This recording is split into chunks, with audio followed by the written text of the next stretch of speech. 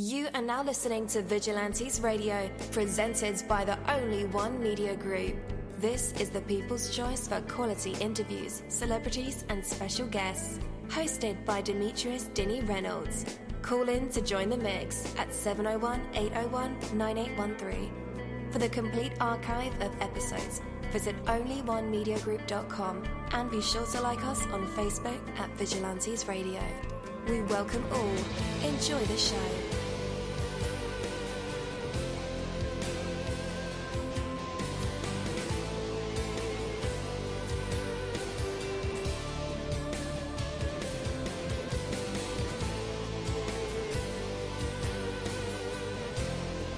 Ladies and gentlemen, please welcome your host, Demetrius Houdini Black Reynolds. Enjoy the show. Yo, there are over 30,000 of you guys on the line with us tonight. Oh my goodness, you're gonna break the internet. But hey, it's all good because we can house all of you guys here. Never stop learning. That's right. All men who have turned out worth anything have had a chief hand in their own education. And that's a quote by Sir Walter Scott. The one thing in life that can never be taken away from you is your education. You can lose your money, your home, your job, and even your family. You can never lose the things that you learn, though. Education is not just what you learn in school, not by a long shot. Unfortunately, many people make the mistake of finishing their education after they graduate. And education is not just learning facts. Education is learning how to learn on a continuing basis. It is more important than ever that you never stop learning, my friends. With the rapid advances, in knowledge and technology, information quickly becomes so obsolete. So you must learn not only the facts, but more importantly, how to find the information that you need. Computer technology is a powerful tool for learning. With computers, you can have access to virtually unlimited supply of information. My two-year-old daughter, who already knows how to use a mouse to find what she wants, will probably have fingertip access to the entire world's libraries by the time she learns to read. If you are not continually updating your knowledge, you will be left behind. You must always be looking for a better way to do something, for the knowledge that will make you more efficient and effective, because you can be sure that your competition is doing just that. Take it from me, Deanie. You're live in the mix. Let's get this started.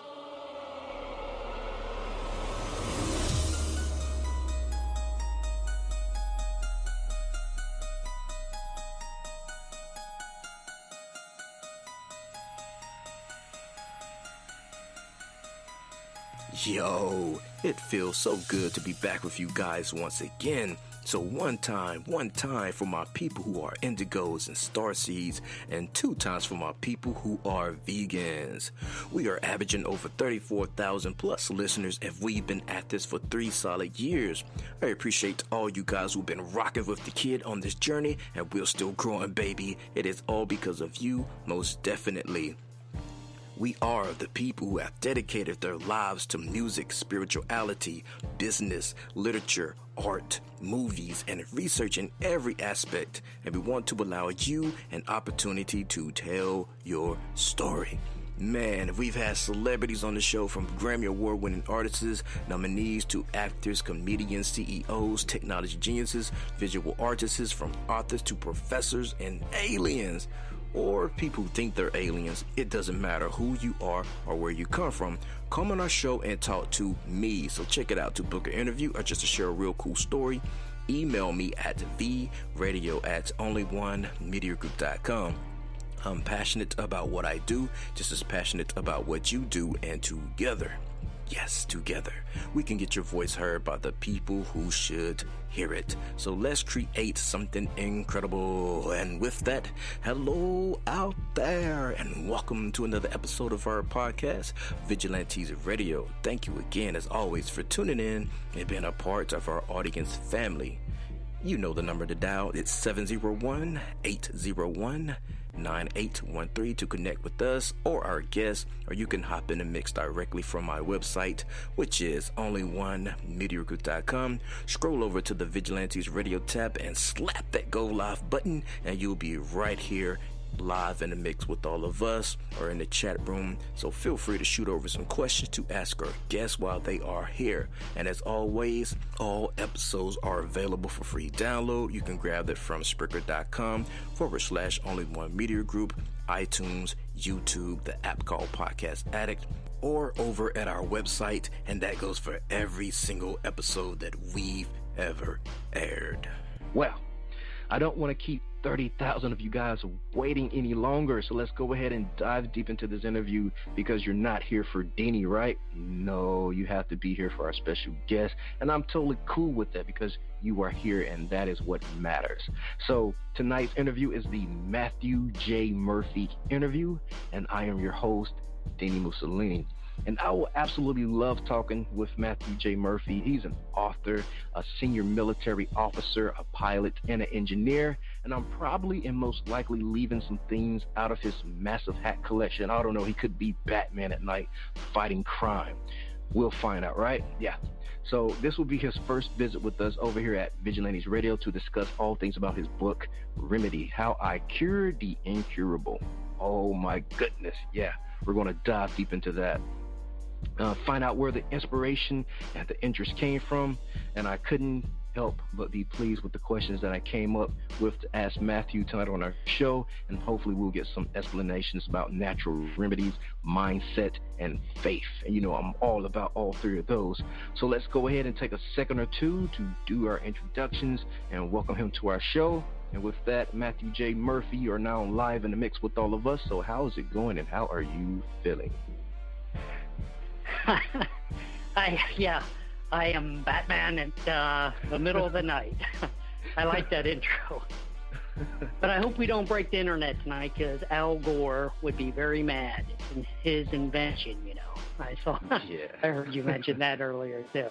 I'm doing good, though. I'm doing very good, thank you. Definitely. All right, man. I'm glad to hear that. How's the weather where you at? Well, I am in Ohio, the southwest corner, Dayton area, Wright-Patterson, home of the Wright brothers, invention of flight, and it's a little bit cloudy. We've had some rain today, so probably not a lot of flying going on, but overall can't complain. I like the summer and spring. Definitely. All right, man, shall we dive deep into this interview? Yes. All right, cool deal. So, Matthew, hello again, and welcome to my podcast. Of course, I've read and watched as much as I could, review in the allocated time. We haven't had the formal introductions and a chance to really talk yet. So, truthfully, welcome and thank you so much for your time, for talking to us all. We can link people to your book that's now on sale, and I do have those links in the description of the show, so guys, make sure you check that out. Not right now, though. We need you right here, your attention right here. But yeah, definitely check that out. And we can also link them to your book trailer that's on YouTube. But what we don't have the ability to do is describe your work from your own point of view. When people ask you what kind of books do you write, how do you answer and entice them into reading it or viewing your blog over at www.enlightenmetoday.org, which is very genius, by the way. Thank you. Yes, for my book, and this is my first book, by the way, and I was kind of inspired to write this, given what I went through, and to help other people out. And what I went through was a severe digestive disorder, autoimmune disorder, and how I overcame that outside of what the medical community offered is what would benefit other people. And what happened to me, if I can give kind of a nutshell capture, kind of 50,000 view highlight, I started getting very ill probably a month and a half before I went into the hospital. I started bleeding really bad. I started losing weight. And ultimately, I had to go into the hospital. I had lost over 40 pounds, and the bleeding just wouldn't stop. So I was in the hospital for 8 days. And on there, the doctors did do a good job because they were able to, stop that initial onslaught with a heavy dose of IV steroids, kind of a massive dose, and give it a pause. But what happened was the doctors were like, well, your colon is too far shredded. There's no hope for healing with medicine. Your only option or hope, in their opinion, was surgery to remove my entire colon, which the large intestine. And probably on my second day in of the 8th day, I kind of had what you call it. I don't know. Sometimes a strong intuition people can relate to as that being the Holy Spirit talking to them, and I do believe that was in my case. And it kind of, from there on, that second day and further out, I kind of had every person, kind of resources that fell into line with me getting better. And that's what I do in my book. I outline exactly those steps and what I did to overcome them, the body, mind, spirit connection that I needed to do to get better. And I provide those to the reader. Definitely. Did your diet change any? Like, did you become a vegan or a vegetarian or just a little bit of meat here, a little bit of meat there? How was your whole diet during this time? Oh, yes. Now, in my case, and others wouldn't have to go through the extreme that I did, because I was at the very bottom of the barrel you can be at. Oh, so wow. In my case, it took me probably 4 months to get out of this cycle, and your body can heal itself, because my colon did repair itself. I mean, obviously, the doctor said I could not survive without the surgery. I had to have the surgery. But here I am, better with a healed colon. But as far as diet, yes, when you're in the hospital, that diet they give you is absolutely horrible and not good for a digestive disorder or healing at all, in my opinion. So what I did, and my first thought was, I got to rest my digestive system. Just kind of, I don't know, intuitive, or again, that body, mind, spiritual connection I had on that second day. I was like, I have to rest my system. And yeah, I mean, there's other diets out there that a lot of people fall on a digestive disorder, but they're very strict. And I don't know, that to me wasn't a abundant life. Although I did cut out during those 4 months in order to heal. There are some things that, different studies suggest, and I do think they hold true, was to get rid of the bread and the dairy during those initial months. And also I was on an all-liquid diet for a couple months to allow my digestive system to rest, and also on a elementary diet, which NASA uses for their astronauts. So, because going in space, you want to limit your digestive system, the toll that's on it, because limited resources to use in space. So that's what NASA does. And when I saw that, I was like, that is something I need to try myself. And after my 4 months, though, I mean, I've always been pretty healthy. My mother kind of got me onto that at an early age against my will, but after being through this, I pretty much, I cut out, some of your major things like sugar. I tried to reduce that. Not good for your digestive system. And also people with my condition with digestive disorders, you're at a higher risk for a cancer, for your colon cancer. So sugar's bad for that. So I cut that out as much as possible in the bread. But, I don't restrict myself. I still, if I need to go out of town, I might have to have fast food or something. I mean, I'm not totally on a strict and narrow, but I do follow good health guidelines. Okay. So you also mentioned spirit, mind, and body connection. we have a lot of listeners that are really into like the spiritual aspects, even speaking in tongues, as you mentioned also. How long, though, have you been aware of, the spirit, mind, and body connection? Or, was it just something new that came along with your illness? Well, I think probably everyone kind of has that knowledge of it, but trying to connect them and actually getting in touch with them maybe is a little harder to do. Because, you exercise your mind a lot in school. That's pretty obvious. You got to get in, the school teaches that. You got to get smart in body exercise by walking or to the gym. But a lot of people leave out the spiritual exercise that's needed. Mm-hmm. Now, you say, did I get into it more when I was sick? I probably started to get into it more. I was deployed overseas quite a bit, and probably my last deployment was the worst that I had to experience. So I started to get more into that spiritual side there. And then and this is part of my story that I have in the book, but I had 2 pretty bad non-medical crises going on. I had a relationship breakup.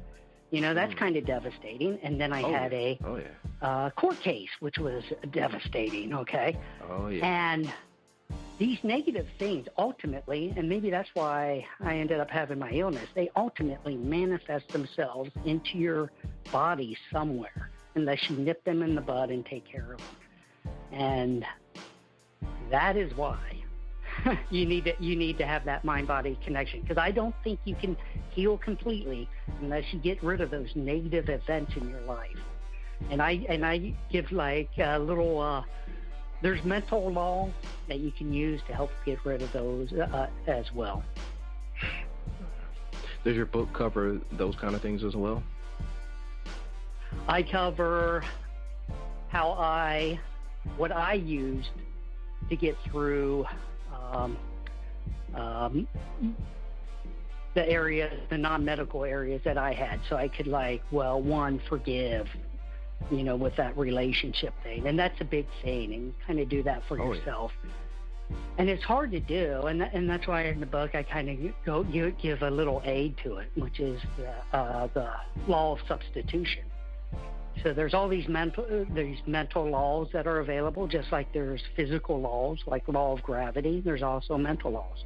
Law of substitution is one of them. And there's also spiritual laws. So using those to help yourself as much as possible, and also meditation and focusing on mental equivalence, just a positive outlook, and not just a positive outlook, but like knowing it's going to happen. And I guess when I was in that hospital and getting better, my colon was shredded and there was like not hope for it. But it was like I knew it was going to be a healthy, healed colon. And I kind of relate it to like if a new married couple is going to get their house built, they first go to the architect and they get a diagram laid out of what everything in that house is going to be. And they're happy, they're like, oh my gosh, it's going to be a great house. And they're excited and they're telling all their family and friends. That's kind of how I was, and the mindset I had of my colon was going to be restored and healed. Definitely. Okay. So for those out there, I guess I'll get back to the script now. For those out there, the way you talk, man, it was just my curiosity is glowing over here. But for our listeners out there who are not familiar with your website or blog, how would you describe it, and what kind of topics do you cover? Tell us what it's all about. The main topic on my website is I want to help others with autoimmune disorders and digestive disorders, because I do think that your body can heal itself in some of these disorders that are the kind of these long-term illnesses that maybe the medical community only prescribes pills for. Now, the medical community did help me a lot. Like I said, when I was in the hospital 8 days, they helped me a lot. But surgery to remove a body part, I did not want. And I'd also have to be on lifetime medication. And that wouldn't have been good for me either. Those biologicals like Humira or Remicade, just horrible, every month, and the cost involved. So, that wasn't really an option that I thought was an abundant life for me. And that's why on my website, I was like, hey, I got to provide this to other people. Because when I was in the hospital, I was like, oh my gosh, who do I turn to? There's no guidance. What do I have to do? I had these intuitions, but I didn't know where to turn. So it was like I was, feeling this out for myself. And also the other thing that I do talk about a little bit on my website is some things to be aware of in life. And that's, I can't help myself because I do think that some things happen in our financial system and maybe our political system that you should be aware of and prepare yourself. So I do kind of touch on those a little bit. Mm-hmm. And I also touch on it a tiny bit in my book. Because I don't like to go into a lot because my main focus is the health. But these other things stress your life out. And if you don't deal with those other stressors, be it financial or even our laws, we have 780,000 regulations. Yeah. And this winter, I'm in Ohio, but our neighbor state, Michigan, to the north, some guy got a ticket for warming his car up in his driveway. And it's like, oh my gosh, this is just getting too much and too stressful. And I think people are getting stressed about that. And even more so with this health care of all this back and forth and changes that go on in these regulations that our politicians do, and that trickles down to the insurance ones. And people don't know, what doctors see or if they can get this approved, or maybe it changes in a year. And it's pretty stressful, and that affects your body later. So I talk about that a little bit in there. I just touch about it. But the main thing is to help people heal. And I do give some of my recipes and a little bit of my guidance. But it's too much on the website. That's why I wrote the book. Definitely. I got you. All right. So since the start of your website, which again is enlightenmetoday.org, has there been a struggle effort to make this website incorporate it more into your daily life to keep the mission going? It does, because writing a blog is I try to put a new post on monthly. But I have the full-time job. I'm military reserves. I'm a pilot in the reserves, and those two kind of duties keep me fully engaged. But I typically get something out there once a month, and I probably will sell more now that I had this book finished, and because this book, this took a lot of my time, putting in a lot of research behind it and writing it. Mm-hmm. Okay. Real quick question. Who inspired you through the business world while you were first discovering your own talents and niches, and who continues to inspire you today? Oh, gosh. Well, I was inspired. Maybe I was one of those persons who knew what I wanted to do when I was really little, maybe 8 or 9, and I wanted to be a military pilot. And that's all I did. I played with those army men and those little soldiers and stuff when I was 8 or 9. And so that kind of had what I knew what I wanted to do. And a little bit, when you get a little bit older, it'd be some of the commanders I've had and some of the other military people I've known. I mean, the military has just such tremendous people in it. They're they're knowledgeable, they're patriotic, and they'll, give you their shirts off their back for you. And, I'm just pretty honored to know each of the people I've had to serve with. So, constantly I've had people that have inspired me in that sense. And that's the military version, but in the I was active duty, I'm in reserves now, but on the civilian side, business-wise, is I think one of my bosses said, and he was former military, and this is kind of what inspired me the most and kind of how I wrote this book and got to that, but his philosophy was, to command is to serve. So maybe you're in a position of authority, maybe you know some knowledge, but it's to give out to other people, not to just keep it all to yourself. Definitely. So what about in the natural medicine field? Who inspires you? The natural,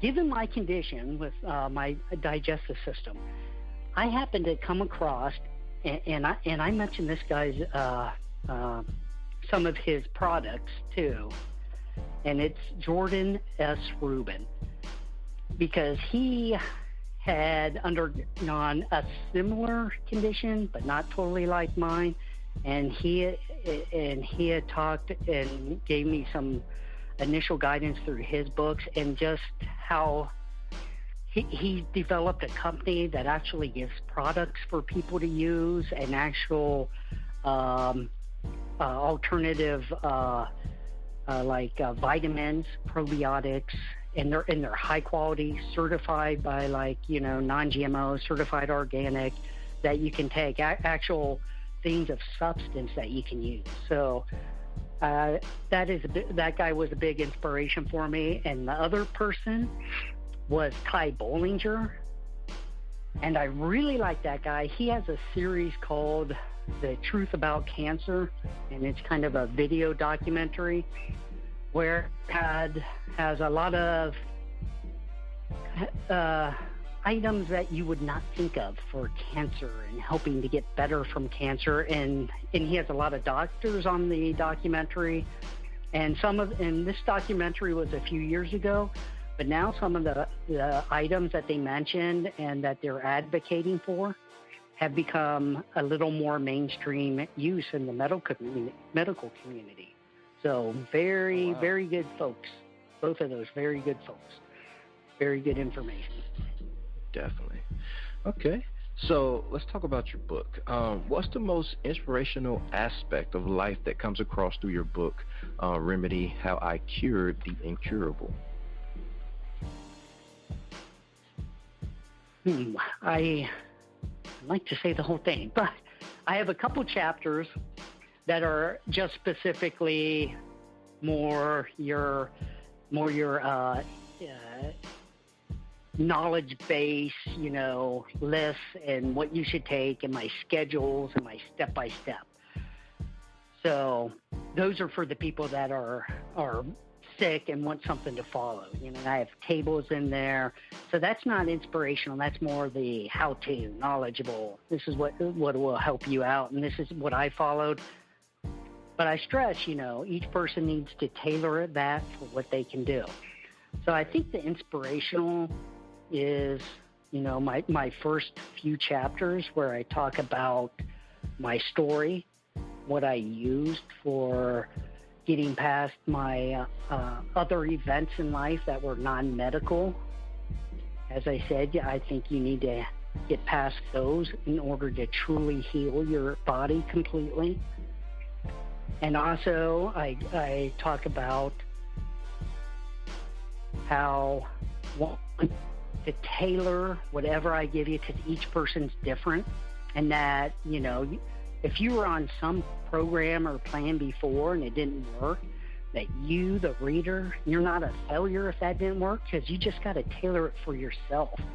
You might be a smoker, or for instance, but that just because you couldn't quit on someone else's plan for smoking doesn't mean you're a failure. You have to recognize in your life what that means to you. You might like the social aspect or something. But the point is, in my book, in order to, just like the smoking, in order to get rid of something negative, you got to replace it with something positive. And in my case, that's kind of like prayer or spirituality. But for someone else, it could be something different. And I think those are the inspirational parts of my book. Hey, you know, you can do it too. You can overcome this, and I believe in you. I know that you can do it, and don't give up, because if you don't give up, you'll win. And that's my inspiration for people. Definitely. And what would you hope a person would feel and understand when they're reading your book? My main thing that I want for people reading my book, because I figure this is a book either you're going to provide to someone that is suffering from an autoimmune disorder or a digestive disorder, and it is really to provide hope to the hopeless. Because when you're sitting, or a patient is sitting in a hospital room, they don't have much energy. They feel really bad. They're kind of mentally depleted. And in my case, I was in the hospital. It's like, God, why does this happen to me? You know, I'm too young for this. I have other goals in life. And it's to provide hope to the hopeless for that. And I will say this, when one of the biggest things, and one of the nurses told me this, and she said I was her one. So not as in I was the one for her, but meaning I was her one story of hope to tell others who are facing similar odds against them. And that is kind of my biggest thing I would like to relate to people that are in a similar situation, or those who know someone. And maybe you're not in the total classification where as ill as I was, or you know someone, you could still probably benefit, even if you're giving this book to someone, by reading through the first sections of my book just on my story, because it'll teach you how to, one, to get rid of those negative events in your life so you can heal. Because if you don't, you know, eventually it's going to catch up to you one way or another. And also, a big part of my book is a chapter on faith-based healing. And I think that's very important if you're going to go if you're going to try to get past something that doctors think requires surgery, is a faith-based healing.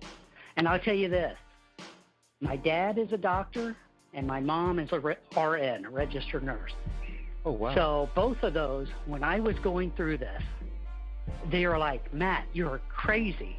You're not listening to the doctors? They're like, oh, my gosh, you need to listen to them. You can't leave the hospital without that surgery.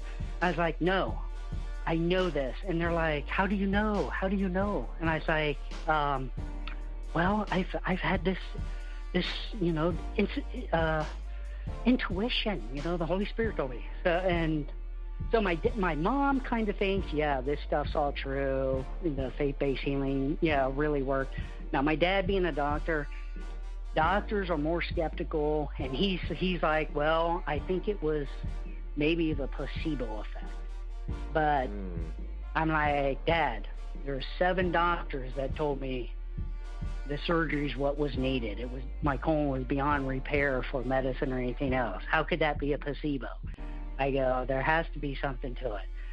So he's starting to kind of come around. So I do hope he'll come around a little more, but you know, that's ingrained in the doctor mind. But there is a good book. Speaking of that placebo thing, which my dad said, a doctor wrote a book called The Placebo Effect, which I had got that book. It's from a Dr. Joe Dispenza. And it kind of relates to mine, although he calls it From Placebos of the Mind Helping You Get Better. But there are too many accounts of kind of stories like mine where people get better. right? But in no means so I think mine was a placebo. I think mine was a miracle, but it wasn't a miracle in the sense that it happened instantaneously. And I think mine was the better miracle because it provides people constructive steps and action plans that they can take themselves. All right, yeah, I agree. And I think I remember hearing about that book, but I think it was on a cartoon called Dilbert that they mentioned that book. I love Dilbert. Yeah. All right. So a lot of authors tend to start doing what they do in order to fill a void or need or offer something entirely new to the world that hasn't been done yet. And others, we draw from the inspiration of influence and pursue the dream in the same way our heroes did. But I suppose it's the need part that I'm thinking about. And are there certain types of books that the world needs more of or maybe less of in terms of themes, writing quality, and messages, in your opinion, Matthew? Oh, yes. Yeah, most definitely. I think there is a lot of maybe different genres, maybe even sometimes fiction, because I think fiction is a good predictor of what's going to happen in the future, depending on the writer, you know. I mean, look at Star Trek, you know, they basically had the cell phone, you know, when they're like, hey, beam me up or whatever. And even their food replicator, you know, I think that's going to become a reality. You know, with those 3D printers right now, you have it just prints objects, but you know, I mean, you can put just probably different flavor packs in the future, and that's in some science fiction book, and it prints out your food you want. So that's one thing is to understand this technology advancement we're going to have here shortly. And I'm an electrical engineer. That's what I was trained in. And what I see, oh my God, I was talking to a group of engineers on a panel, and I said, you know, your schooling gives you a foundation, but stuff happens so quickly now. What you learned 2 years ago might be obsolete, but you're getting a good foundation with your schooling. And I kind of equate it to like water, right? Like water changing from 65 degrees to 60 degrees, you won't really notice it. But when it changes from 33 degrees to 32, boom. And that's Fahrenheit. All of a sudden, it's a different form, and it happens quick. And that's what I think's happening with our technology. Boom, it's happening quick, and for kind of people to keep up on that.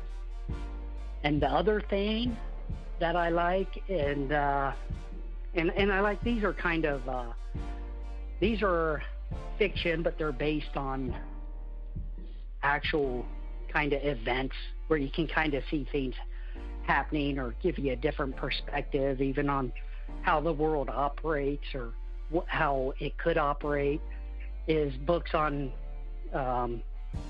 power, the money system, or you know, how you need to be prepared for what could happen depending on what the elites do or our politicians, and those are good books too.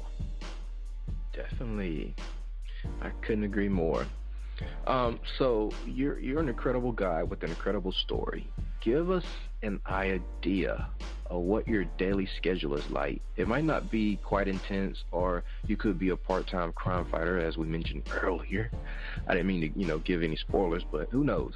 But still doing what you do still might be met with some challenge. How do you accomplish it all? Is there a plan or guide system in place? Well, I don't know. I've kind of been blessed where the right things have come across at the right time. Just in my military career, for instance, you know, I shouldn't have been a pilot because they had selected me for another position, but everything fell in place for me to switch branches. So maybe I characterize it like this: my day-to-day life, and maybe, you know, the month and year is kind of characterized by how pilots in general talk. They're like, you know, the trip is, you know, an hour or so of boredom followed by a few minutes of sheer terror.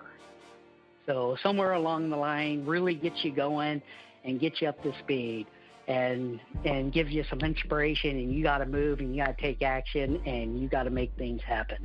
And that's kind of how my life is. And I think that's probably might relate to most people's lives. You have your job, things are going well, and then boom, you get promoted and you're in a position where you don't know anything before because the old guy left, and they really are counting on you, and they think that you're the type of person who can step up and take charge. But, it's kind of sheer terror until you learn that position. Yeah. Or you come around, you have an illness. How are you going to overcome it? Or maybe your children leave to go to college, and, that's a terrifying experience. So I think that kind of relates to anyone's life, I would say. Definitely. Okay. Personally, I try to refrain from these topics, and mostly due to how I believe and perceive reality. I don't know if it's always necessary, but I certainly do think there should be a lot more music, more blogs, more books, more Facebook posts that attempts to educate than there currently is. I've always been a big fan of thought-provoking aspirations that has, in-depth political education and self-help, sociological connotations. And here I can go on your website, of course, and see that you're almost are of the same mind, and even making some strides with that intention. So I figure I'll throw this one out there. Hey, all right. Yeah. And if it's too much, I hit a connection. Yeah. If it's too much of a question, feel free to, just cast it aside like it never happened. But you seem like the right person to ask right now. So what do you think is the deal with everyone's love or hate of President Donald Trump? Oh, well, I think a lot of it is fear-based. And I think that's with anything in life, because it's a change. And actually, I have a whole part of this in my book is change. And I kind of think the people who have a lot of fear with President Trump, or the people who fear if he doesn't get his agenda passed, right? So some of his things aren't getting passed, and some people are fearful they're not getting passed. And some people, his agenda is getting passed, and people are really fearful it is getting passed. And change happens in life, but there can be, no growth without a challenge or change. So what I would say to those people is one, if you wait long enough, there's going to be another change. So don't be consumed with this hatred, because it's going to change. And most of the stuff that people worry about, probably 90%, maybe even higher, doesn't even happen. And and they're discounting the fact that we have other checks and balances in our government that are designed to maybe stop an overreach of power. And you can probably see this even today in, some of our court hearings. And maybe some people are really worried about the health care, but you can see that, this wasn't instantaneously thrown out. We still have our Senate and Congress doing the job. But if say the worst case, something changes that you don't like, there's another election, there will be something else in maybe 8 years that'll change back to your way of thinking or how you want things. So I would say don't let that consume you, because that fear is going to manifest itself in your body. Yeah. And it's hard not to do. It's hard not to do. But one of the things that I learned, and this was a while ago, I had a boss that I just I did not like him. Everyone thought he was doing a bad job, and he was a horrible boss and everything, and it was stressful, and I had a dislike towards the person. But one of the things that kind of got me past that was, like, even with him, there's always, no matter who the person is, because we all have faults. No matter what the person is, there's something good about them. There's probably some policy maybe Trump has that you can focus on, or some good quality that you can focus on instead of dwelling so much on the negative, because it'll hurt you. It's not going, you being mad and angry is going to hurt you more than it's going to hurt Trump. Mm-hmm. So try not to do that for your own benefit. And at worst case, if you do not like Trump, he will be there for 8 years, and then there will be someone else. So yeah. Change will happen. Oh yeah. So, all right, do you feel like your book could aid his agenda, or is there a bigger picture beyond the Donald? Let us know. Oh, yes. I definitely think, I don't think we have, people call it the health care or health insurance debate. I do not think that what we have is, it's mislabeled. It's not health insurance or health care, it's medical care. Because, like I think you said, you're a vegan. Anything of these health plans doesn't give you any money to buy the more expensive organic food or the supplements or everything. That's, to me, is healthcare, preventing stuff or letting people use their health savings account to get that type of support. Or you can't, your money can't be used to see an alternative practitioner. At least in my case with my insurance, maybe some others do, unless they're a MD or DO that happens to believe in that. And I would like to see that the politicians kind of recognize that and be like, okay, maybe there's a holistic practitioner that your medical care can cover under insurance, or maybe even a massage therapist, because that is shown to have benefits. Why can't that person be covered? Or having some of these supplements be covered, or maybe have some of these hard to get experimental drugs or something out there that has been proven but not signed off all the way officially. Let people have the choice to, sign a waiver and say, I know it's experimental, but I'm going to be dead in 6 months. Let me have it. That type of thing. So I think that. Oh, and one thing that they have changed, and I do like this, and like I said, to focus maybe on some good things that the current administration or Congress has done, that mapping of your, where you can take your DNA and kind of map it, that was previously not allowed, but that's changed, and you can do it for certain things. So you can kind of know now ahead of time maybe some things you're predisposed for, and you can proactively maybe fight them. So I think it's like 23andMe or something, where you can get your DNA swab and kind of have your genome mapped out. Yeah, so... But I don't know why the FDA and how they do things, Yeah, I know they're trying to balance public safety with something, but it seems like somehow and sometimes they take away your choice. So That's why I think my book could be good for Trump and the politicians, for healthcare, is be like, people want choice. Let them decide and let them have an option, and let the vegans find vegan stuff and use their healthcare money for that, and someone else who wants a prescription drug, use their healthcare money for that, and not stifle you and pigeonhole you into something. Mm-hmm. Man, I couldn't agree more with you. All right, guys, after the music break, we'll be back to put Matthew J. Murphy in our traditional hot seat to hear either some vocals, maybe a poem, spoken word, maybe he can freestyle rap, who knows, or tell us a joke or a story, or even crank out a guitar or piano, play a live instrument for us. Well, you never know what these creative minds and vessels will produce in the spotlight. So when we come back, we'll find out if he have what it takes to be put on the spot, a test of his true artistry. For right now, we have Ed Roman, The Way She Goes. I could dance a lifetime with my sweet tobacco rose. You could could build your nation with dirty hands in denim clothes.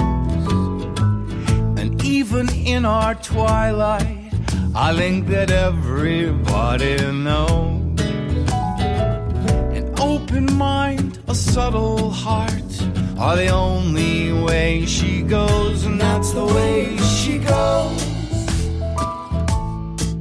Just like an open door or window, that's the way she goes. Just like the bathwater with the baby, that's the way she goes. Too many people acting crazy, that's the way she goes. Have you been singing this song lately?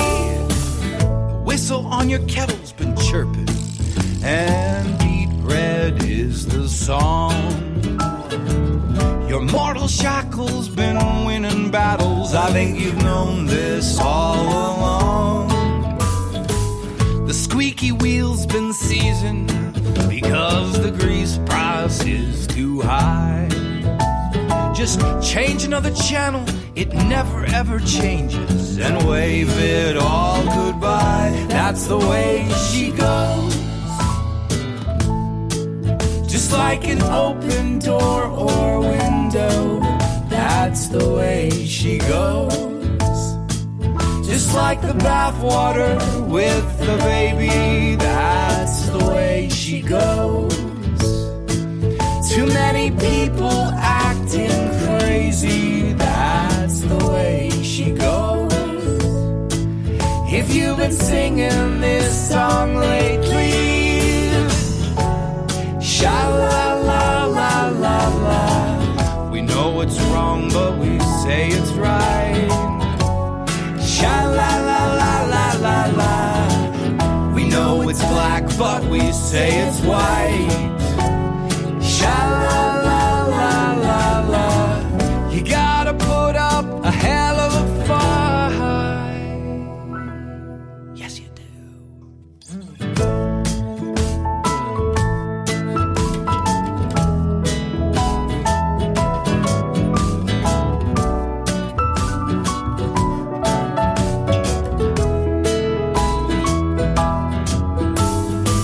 We're somewhere in the middle of the ending.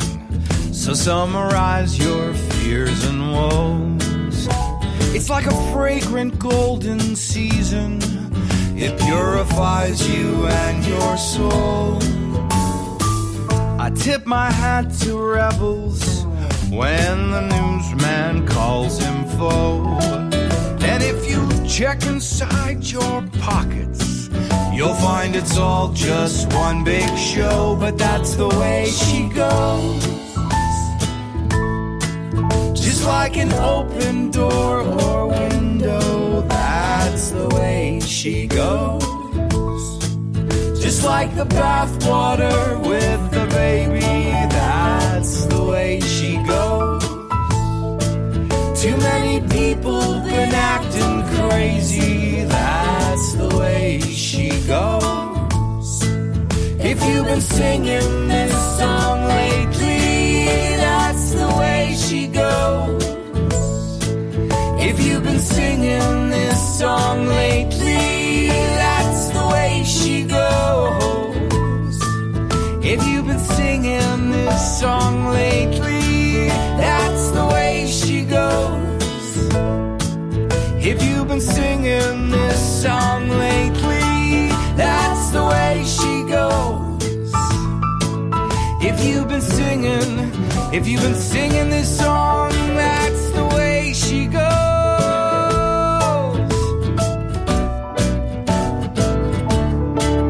That's the way she goes.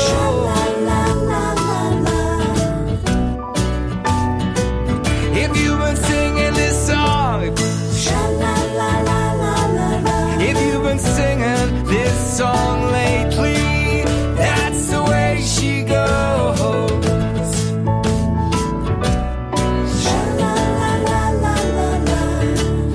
That's the way she goes.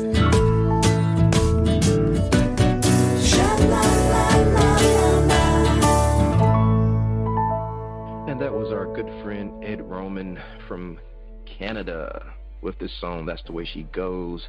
His album, The Red Omen, is still on sale, so make sure you pick up a copy of that, right? All right, guys, be willing to do whatever it takes to make it happen. Trying hard is not enough. Being determined is not enough. Giving it your best shot is even not enough. Everything that you can visualize is already waiting for you to be connected to it. Your willingness to do whatever it takes is what will make that connection. When you visualize something, it is so powerful because your thoughts are at its very core of your essence. In fact, you are your thoughts. To change anything in your life, all that's needed is a change in thought and a commitment to do whatever it takes to bring that thought into being.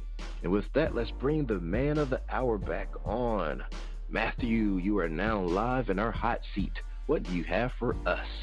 Oh, okay. The hot seat. Well, what typically happens in the hot seat? I am not sure.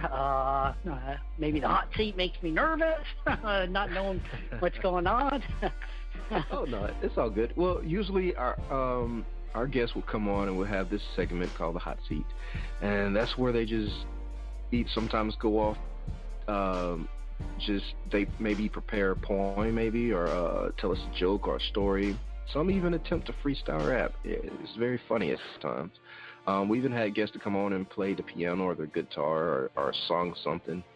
It's just, just a way to express yourself in front of 30,000 listeners, That should be interesting. I like it. I like it. Not to put any pressure on you or anything. No, I think that, oh God, I'm looking forward to someone doing a freestyle rap or playing the piano or a poem. That'll be good. Yeah. Well, you're the guest, so that will be you. Oh, for me to do one of those. Yeah. I don't know. I probably have a couple good stories to tell. That's great. Yeah. Okay. Well, one of the ones that comes to mind, and I was at a conference in June in Montana called the Red Pill Express, kind of based off the Matrix movie. Do you want to take the red pill or the blue pill? And you take the red pill and you're kind of enlightened with stuff, which kind of like my website, Enlighten Me Today, right? You kind of once you see stuff, you're kind of enlightened, and you kind of don't get back. Maybe the way you are with the vegan stuff. You're like, okay, I'm vegan. Why did I ever do that other stuff before? Or that's what I've heard. So, yeah. Oh, which I did have a question on your. Before I forget, and I go into my thing, I heard from that conference was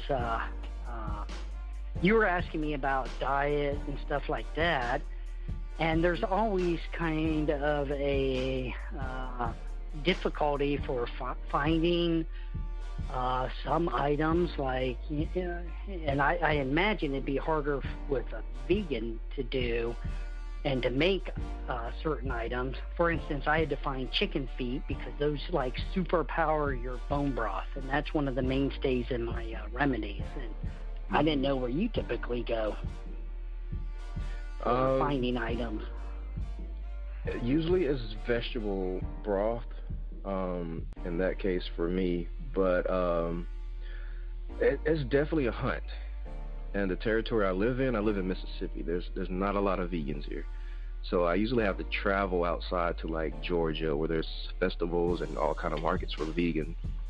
We do have a grocery store though here in Mississippi, a Kroger's, and they have a vegan section, so I can get all my toothpaste and soaps and stuff like that. But it is very hard. Yeah. Is it more expensive to go that route, or? Oh yes.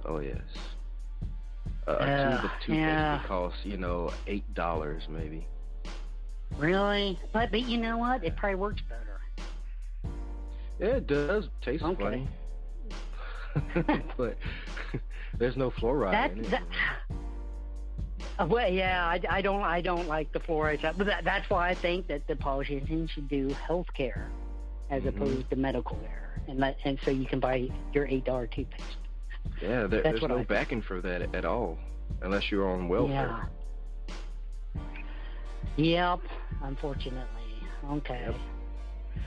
Okay, so freestyle. I guess the two things I'll have for freestyle, and I guess I'll kind of put this in as to kind of relate and tie it in with my book, Remedy, and my website, Enlighten Me Today. So these two, I don't know what you would call them, little stories or something that people can kind of have a enlightened or insightful takeaway.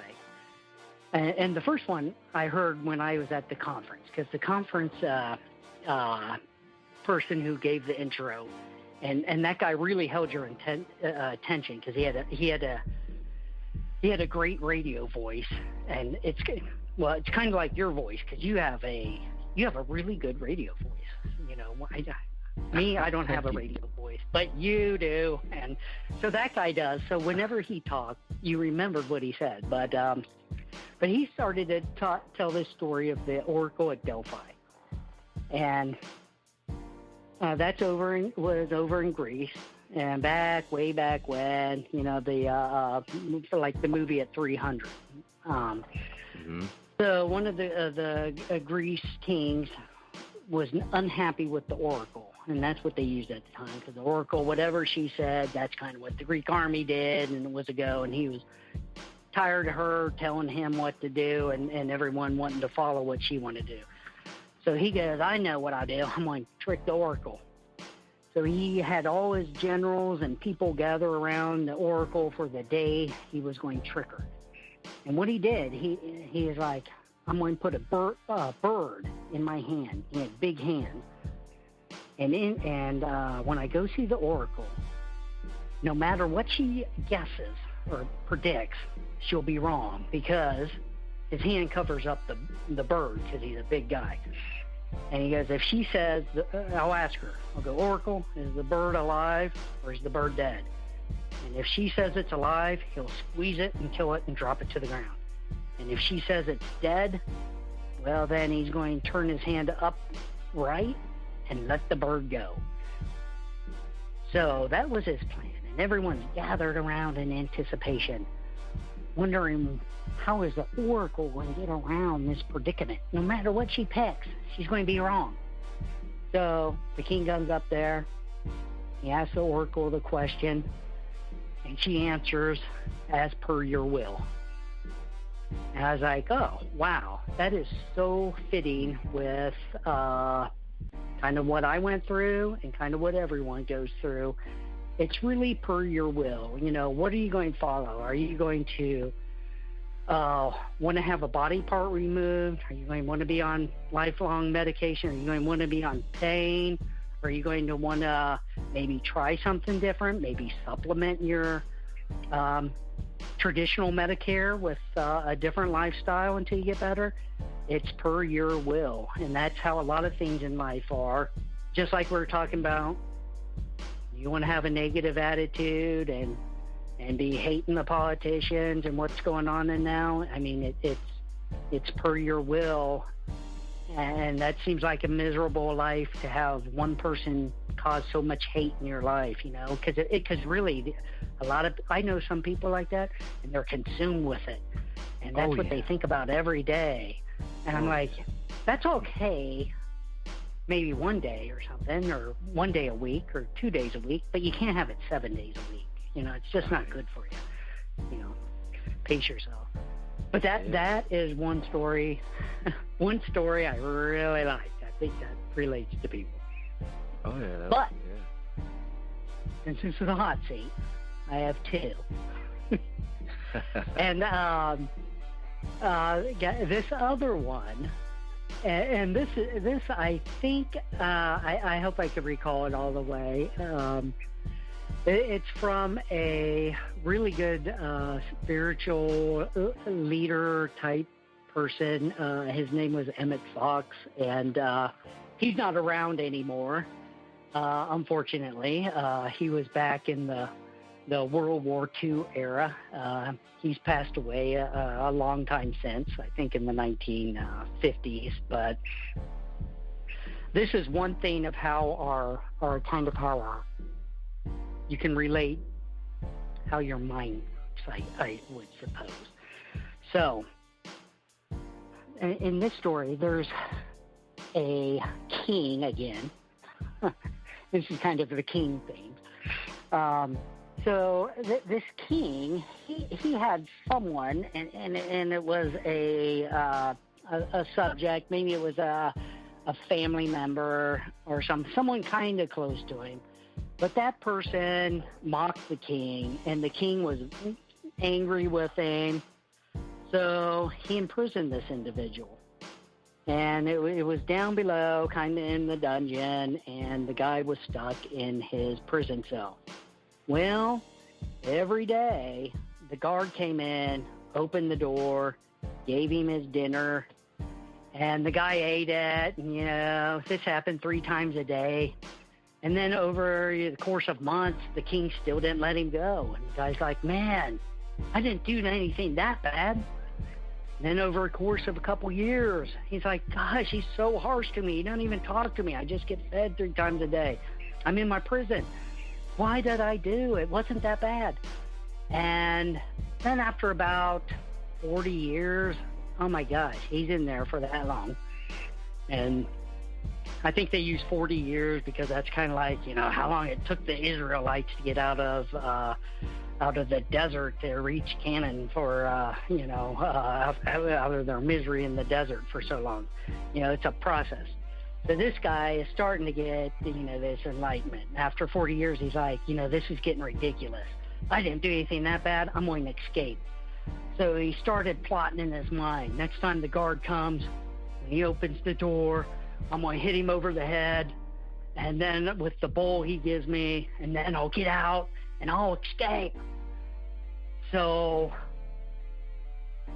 he's sitting around wondering that, and he's on his bed. And he goes, I better practice first. The guard's going to come in the door. I better shake the door so I know how it's going to sound. So when he shakes the door, it opens. He's like, oh my gosh, the guard forgot to lock the door. So he's looking around. He walks up the steps of the dungeon, and he passes a couple guards on the way. They don't say anything. He's like, oh my, these guys aren't noticing me. And then he sees the gate out of the castle compound. He's like, okay, I'm going to just walk there really coolly, and I'm going to go outside the gate. And no one stopped him or anything. None of the guards said anything. And he left. He went on to live his life. But the thing was, that door was never locked this whole 40 years. Wow. And if you kind of relate that story to your mind, you kind of lock yourself in by these fears or these things, these constraints that you put on yourself that aren't really there, and you kind of put yourself in prison with your own mind. So free your mind, and the rest will follow, like that one song. I forget who sings that. Yeah. And that's my hot seat stuff. Man, that's pretty awesome, man. You're pretty awesome, Matthew. Yep. Okay, thank you. No problem. All right, be sure to get you a copy of that book. We have the link in the description of the show. Don't forget that. And also special thanks to our guest, the incredible Mr. Matthew J. Murphy, for joining us tonight.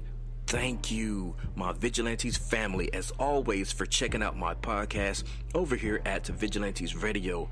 All episodes are available for free download, and you can grab it from either Spreaker.com/Only1Media Group, iTunes, YouTube, the app called Podcast Addict, or our website, which is only1mediagroup.com, and that goes for every single show that we've ever aired.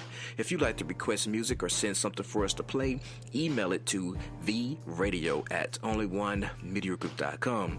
Here's my disclaimer. We are genre-free, we do not judge, and we absolutely do not base our opinions on hearsay, but facts alone. And actually, you can scratch all of that because all of my opinions are always right. That's the bottom line. This is my show, something you got to deal with. Nah, just kidding. On behalf of myself, Danny Mussolini, I appreciate you guys for tuning in either afterwards or live with us. Spread the word because sharing is caring. And also special thanks to our guests for joining us. We stepped up our game just for you guys and our guests to make sure you have the best experience here on our show. Be sure to connect with us on Facebook, Twitter, Instagram, YouTube, Tumblr. We are all over. Just connect with us and we do follow back. Okay, well, just remember to be yourself and be absolutely freaking great at just doing that. Peace.